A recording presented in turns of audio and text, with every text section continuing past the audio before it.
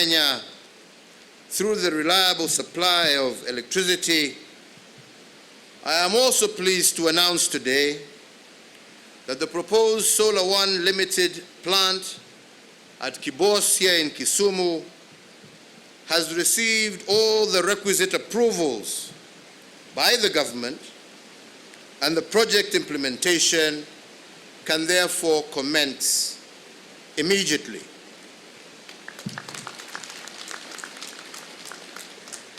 This project is part of other ongoing reforms in the energy sector, which will position Kenya as not only a global leader in green energy, but also affordable energy.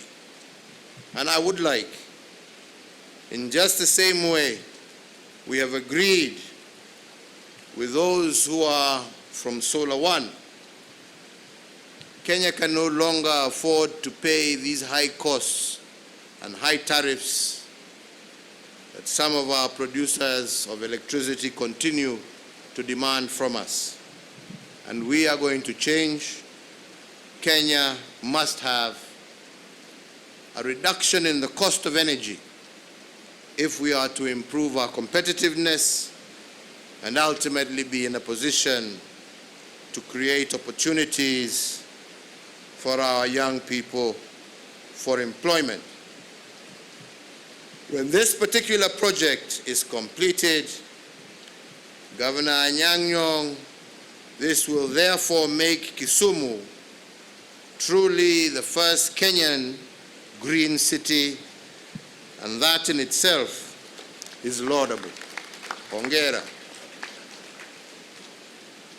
So as I conclude, I join the CDF in lauding the good work done by all stakeholders who have worked tirelessly to make Kenya Shipyards Limited a reality. Indeed, soon as a country, and as a result of our growing efforts in infrastructure development, as well as in the development of industries such as shipbuilding, the increase in housing, backward linkages are already being created. For in a few months, we will be commissioning a steel manufacturing plant in Mombasa that has been triggered by the demand for steel products in various industries, such as the one we are here to celebrate today. Consequently also, agricultural produce and other goods from upcountry will find a reliable and cost-effective mode of transport to markets in Nairobi, Mombasa, and beyond. But what is most gratifying to me is that as I have watched these works develop,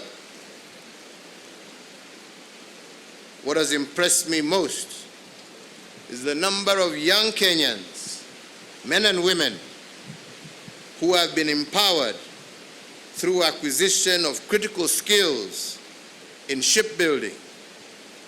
Furthermore, knowledge transfer is being implemented through internship programs and hands-on job training throughout the construction phase of the vessel that we see to my left, but also with the upgrading of this Kisumu shipyard. Indeed, the mainstreaming of our young people into the national economic agenda has been a key plank to my administration's development plan, as envisioned in our Vision 2030, but also in our Big Four agenda. So therefore today, I would urge the county governments in the Lake region to begin to draw up strategies and take advantage of the economic opportunities spawned by the Kisumu Shipyard, and by so doing, it will be possible to unlock the enormous business potential that abounds within the Lake Victoria Basin and other inland waters, to create more employment and empowerment opportunities for our youth, our women, for them to generate revenue, not only for themselves, but both for the national government as well as county governments. So, ladies and gentlemen, Kenya, like any other country in East Africa, has a stake in Lake Victoria as well as other water bodies. And Kenya will continue to cooperate with all our partners in the East African community and other stakeholders to sustainably exploit the natural resources available within our maritime borders for the benefit.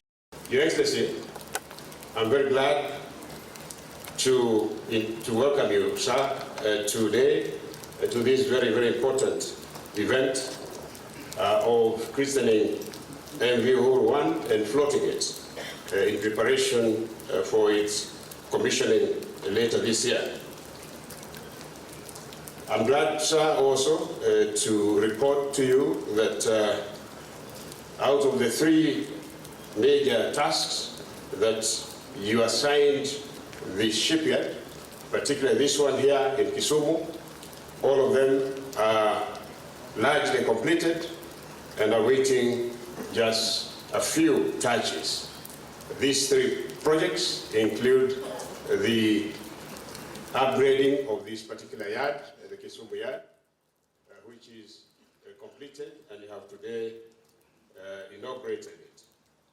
We've also had the program of desilting the Mbita Causeway and the Kisumu Port, which is also completed. The 3rd major one is the construction of MV Uhuru'S 2 that is being built 118 years ago since this facility was created.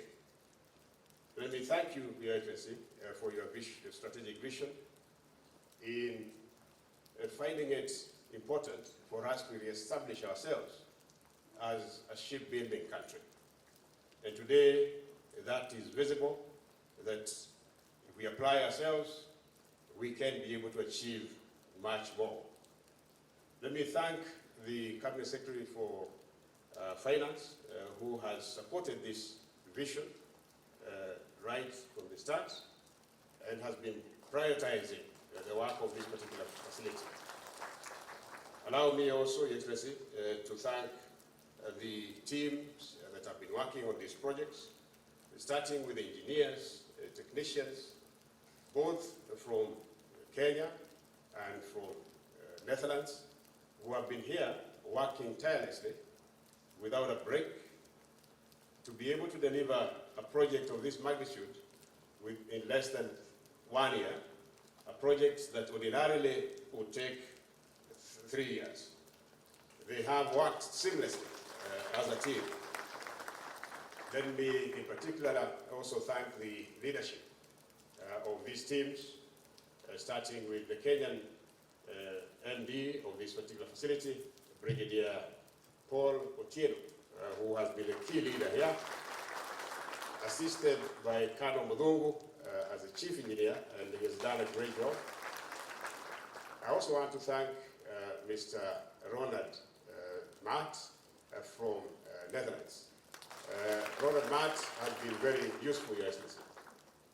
Most of the marine-grade steel that we have imported, that is almost 4,000 tons of steel, has been brought by Maat, who has been poaching this steel from various diamond factories across the world to make sure that we meet up with the timelines, the Excellency, that you gave us. He was afraid at some point that he might end up losing his job, but now he is being congratulated, and I think he'll be getting a medal very soon in his own country.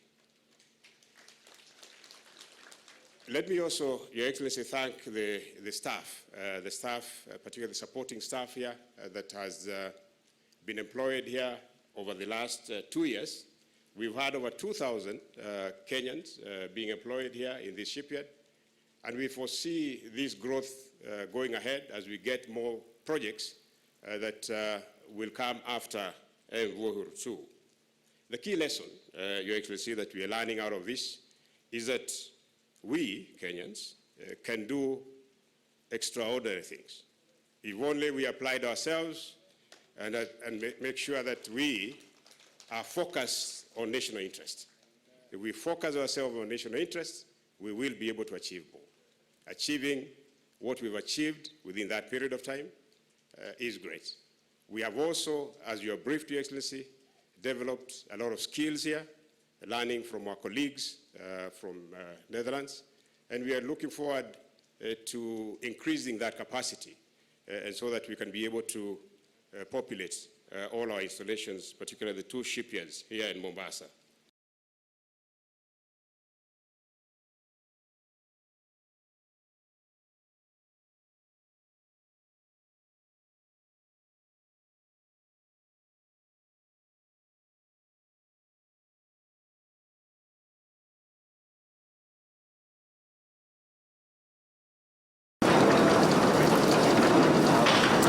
You can switch on this button. The green. This one. Green one. Green one. Yes, and Enough.